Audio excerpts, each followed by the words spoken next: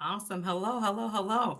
We're here on Getting Started Thursday, and I have a very special guest, Corey Haynes. Corey, welcome to the show. Hey, thank you. Good to be here, Dr. Bray. Oh, man, I love that. One, Corey is an accomplished executive in the financial services sector, and I looked at your background. I was like, whoa, man, there's so much going on.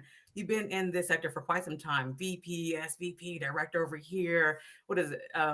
Banks, institutions. Now you're at Salesforce, and just like completely stellar background.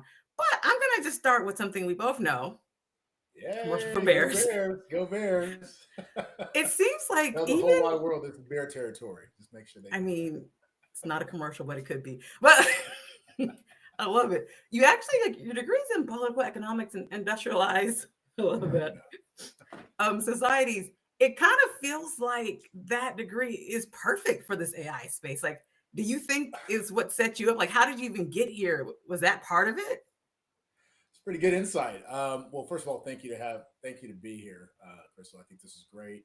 Love what you're doing. Love the platform you're leveraging to educate, to inspire, to really motivate others, and really demystify a lot of the hype around some of this stuff. So yeah, I mean, I wouldn't have had that insight, but I guess it takes a doctor to pull that together. That my undergrad degree led to where I am. I think the whole political economies story was more for me to kind of get a broader perspective, aperture that was wider than just economics or politics, political science, and business. To kind of pull it all together, right? So I was studying, Yeah. you know, coups in South America and how those political systems, spurred capitalism or moved from communism, and trying to Hmm. understand how societies came together, both politically, economically, and what spurred those societies and why some societies were successful and why some societies were not. So it was very insightful for me. It led to me kind of doing a lot of international uh, travel and business and all of that. But yeah, that's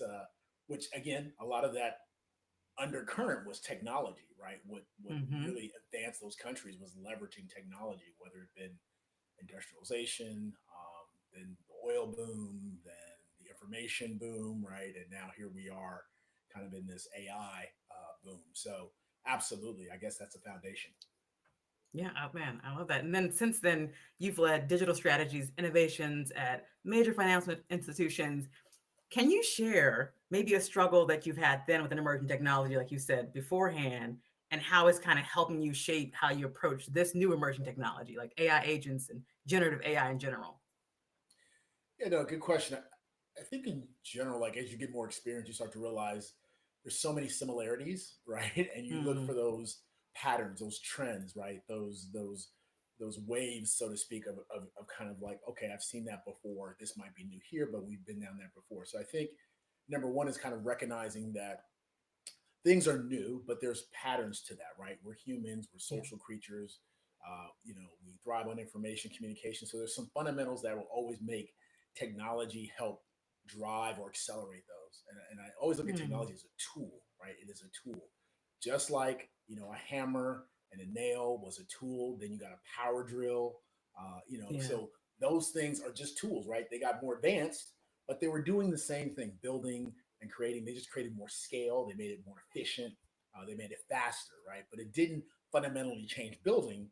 You just did it faster Hmm. with these power tools now.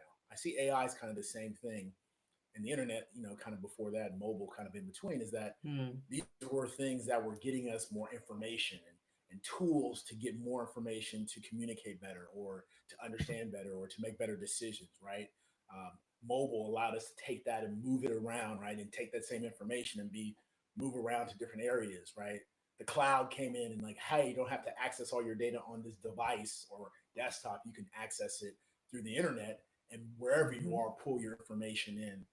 And now with AI, it's like, okay, well, there's some things that can now calculate and can reason to some extent and give us information in a better way, almost as well as we do. And now this agentic AI is like Hmm. actually doing tasks, right? So it's not just giving you information, but it's actually completing tasks for you and doing things for you. So, and then someday we'll get to this AGI maybe with this artificial general Yeah. intelligence where you truly have this close to consciousness thing. But for now, we are where we are. But I think these are all tools to get us closer to this, more autonomous, more using tools better to make our lives more simple or better, more efficient. I love that history that you brought us through the cloud, mobile. Now that we've gotten here, the internet. I'm just coming up through there. You said something though, these are all just tools. There's that statement, I'm going to get it wrong, but you can probably correct it, which is like, don't use a sledgehammer when a hammer will do, right? To knock in a Right. nail. In some ways, we could over engineer some solutions. Do you see us doing that with agentic AI in some cases, or do you think it's just right?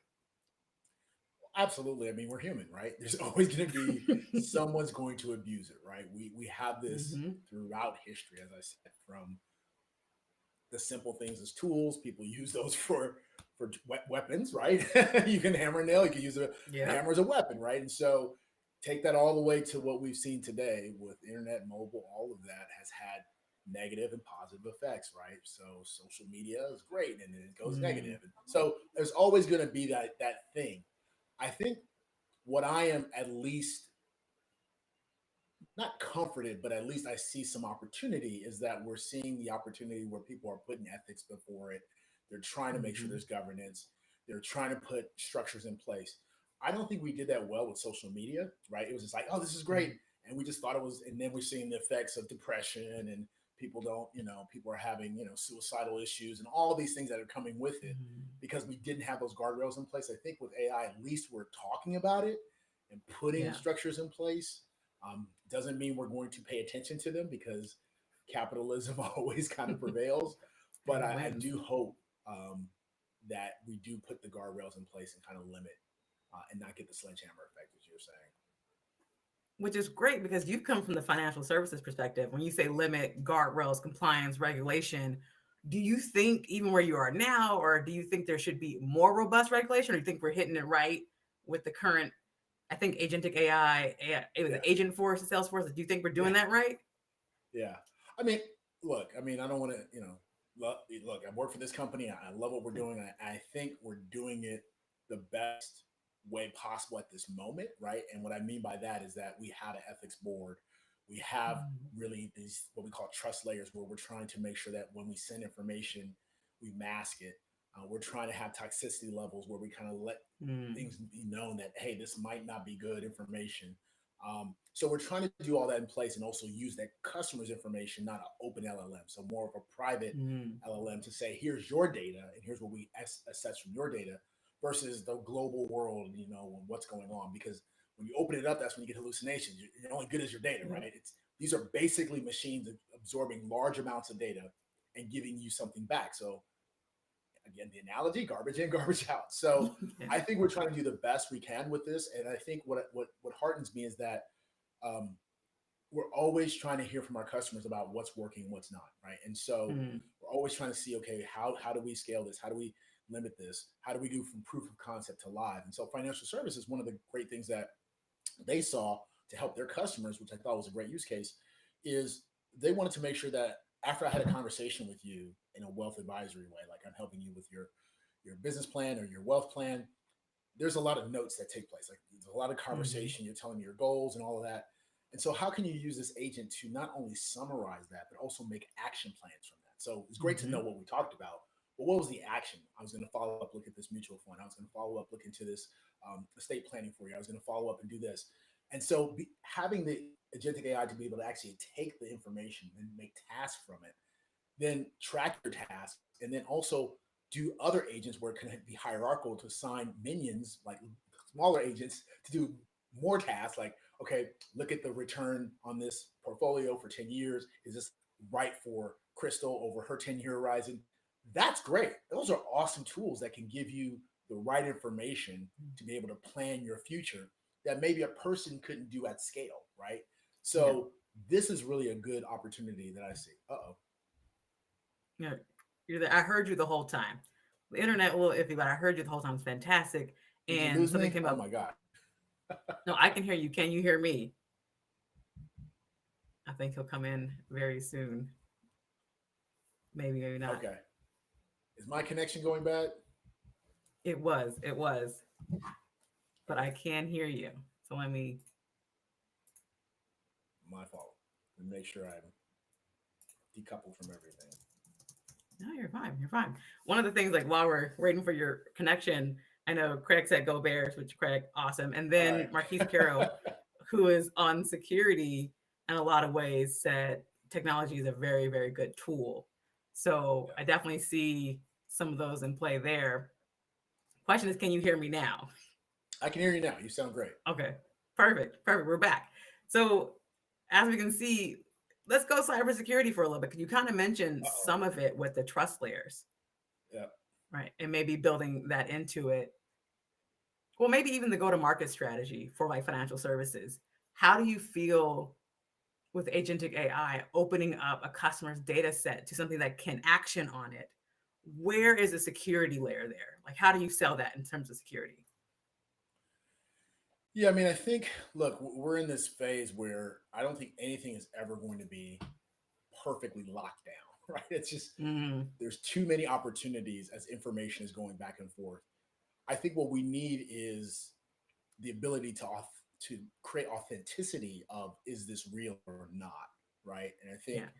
that to me is going to be, you could put all the layers in place of making sure things are secure, but I'm sure as your cybersecurity people have told you, and people like Marquise and different ones, like most of the time this is opened up by humans, right? It's not even Mm, the technology. Somebody opens an email through phishing, somebody leaves a back door open, somebody accidentally downloads some software that they shouldn't have downloaded. And so these Trojan horses, these opportunities, phishing and all that, that's human error, right? Even though you put all these mm, guardrails in place. So because of that, um, you're going to have these issues where people just are vulnerable. It's like the nuclear thing, right? People are transporting plutonium and somebody accidentally steals it, right? Like it wasn't the nuclear facility, it was just the transportation of it wasn't secure or what have you. So, um, sorry to go esoteric on you, but I think from a data standpoint, I think people just have to make sure what we're trying to do, our company, I think, and others, is make sure that whatever data is presented, there's some type of sourcing and authenticity to say this is truly Crystal's mm. profile or Corey's profile or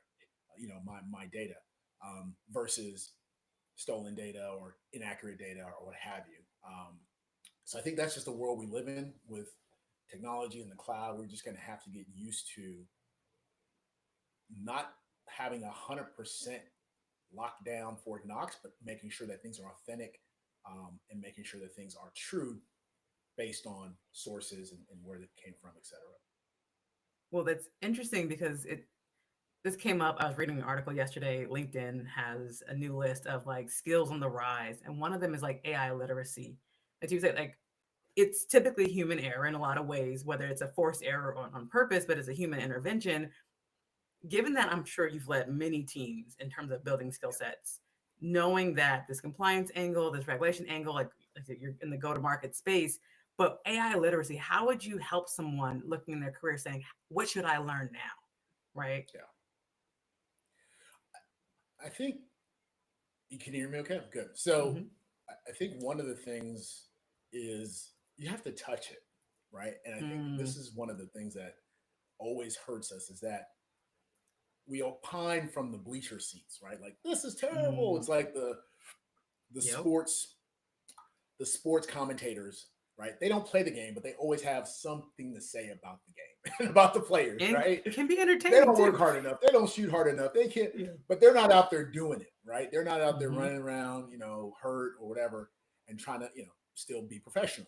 So I think it's the same thing with AI and the tools. Like I think Hmm. you have to start touching it. Like get in there with a chat GPT and ask questions or try some of the multimodal features in Dali or Gemini. And I'm just using certain brands and you can pick your Hmm. flavor of model. But the minute you start using it a little bit and testing it, I think then you'll start to see the opportunity set, right? And then you'll want to learn more about it, right? And I think that's the thing is like you have to kind of play the game, understand the game, Hmm. right? And so that's what I would suggest to people is just get on those tools, use them a little bit, try different things, look up things that you're concerned about, whether it be, is how is the vernal equinox? What does spring look like? Or you're trying to Yeah. research, sports or whatever it might be. Then you start to realize that, okay, the dangers of it, the opportunity set, and hopefully you can see one outweighs the other. But you'll never be devoid of the negative or you know the bad Mm, parts. It just comes with everything. yeah. Every technology, every tool has that, but hopefully you can see the outweighing of the good versus quote unquote the evil. Well, I really appreciate you saying that because that's something we talk about a lot here in terms of getting started on Thursday, what I call the loop effect, where you want to just get into these processes and really get your hands on the tools, right? Use it to make a grocery list, use it to do a project plan, use it to, look at an email. And it's one of those things where as you use it, you start to learn what it's good at and what it's not so good at. I actually had someone recently tell me, and they were a little older, they were like, it doesn't have my personality, and I don't want my friends to forget what I sound like. And I was like, wow, that's deep, right? So, like, Yeah, are you making content or are you writing, like, to communicate? If you're just making right. content, sure, AI all day. But if you're writing to communicate something like you feel that, that you inhabit and that's part of you, maybe consider not sending it to ChatGPT, Right, but still right. writing that out and maybe That's Grammarly right. to help on some other spelling stuff. But I like how you say getting with it, touching it. That's like outstanding. It's what we're here for. But Corey, if someone wants to reach out to you because you have a plethora of knowledge, and obviously we're at our 15-minute time limit, how should they do that? LinkedIn is always good. Okay. So definitely reach out on LinkedIn. I'm always, I'll check that every now and then, and definitely use that platform. And there's other platforms, but that's probably the best to get to me at least from a professional standpoint. Yeah, that's always available. Okay, perfect, perfect. And for those of you listening, as you all know, we have the same thing, the loop effect, which is one of those emails that we're doing every week or so. And actually, let me just talk to you about it. One of the things I think we want to go over last week, we did AI agents and entrepreneurship, which I think is kind of along this level. And even so, actually, let me just back up and ask a question. One more question, Corey, Yeah. because I'm dealing with AI agents and SMBs. So we're Mhm. not the big enterprises tech, right? But they still want to not Yeah. necessarily fine tune, but maybe add context to their customers, and they have the same operational issues and maybe even have more of a need for AI agents. Do you Absolutely. think there will be tooling for SMBs in the future or soon? Absolutely. I think it's happening now. Like there's virtual assistants, right? That SMB, you can't afford to hire maybe an executive assistant, but you can use this virtual assistant to kind of not only schedule your meetings, like I said, take notes, book things for you, wait for shipments to come in. Like this is stuff that's Hmm. available now in some platforms, and they have monthly subscription fees. And then it learns, right? It learns your patterns, Hmm. etc. I think for SMBs too, like I was saying, with depending on what business you're in, financial services, manufacturing, whatever, giving you information and making sure that shipping, your product ships correctly and it got to the right destination, or the best routes to ship it, or the best pricing and so forth. So there's tools right now for SMBs that they should definitely think about, whether you're in retail, whether you're in finance, whether you're just managing your own schedule, just trying to be a good manager. That right now they are opening up more and more of these tools to SMBs on a fee-based subscription basis to see how they can leverage it. So I think you're right. This is probably the sweet spot because you can't scale, right? You don't, at this point, every dollar you spend, you're trying to put it back into the business. So as you're putting money towards labor or you're putting money towards other costs, that's not money back into your business. So if you could defer that cost and use these digital labor that's 24/7, why not, right? And take advantage of that. So I definitely think you're going to be seeing more of it. And prices are going down every day, as you heard about the DeepSeek thing, where they were using a Chinese AI tool, LLM, and they found out that, hey, it could at a cheaper cost do the same things that some of the LLMs are doing now, which really drove down some of the compute costs, because compute is really high. The idea of sending information back. So those costs are going down every day, and it's making AI and agentic AI more accessible to more people. And these models are continuing to compete, so they're lowering their costs. So, I'd say by the end of the year and beginning of next year, you're going to see a lot of this readily available for SMBs at a very, very attractive and competitive price. Man, I love that. I love that being like the last thought, readily available by the end of the year. Love that prediction of the future of work, especially for throwing that out there. just in there. Corey, it was been a great conversation. I appreciate you on the show today. I think it's just a wealth of knowledge. And like he said, if you want to reach out to him, LinkedIn is the best way. He checks it every now and then. But Corey, if you ever have anything else, we would love to have you back maybe later or next year. And let's see if your prediction comes true. So we'll talk to you all. Hold me to it. Hold me to it. I will. Absolutely. Go Bears. Go Bears. All right. Okay. Later, y'all. Thanks, Crystal. Have a great day. Have a great day, everybody. Thank you.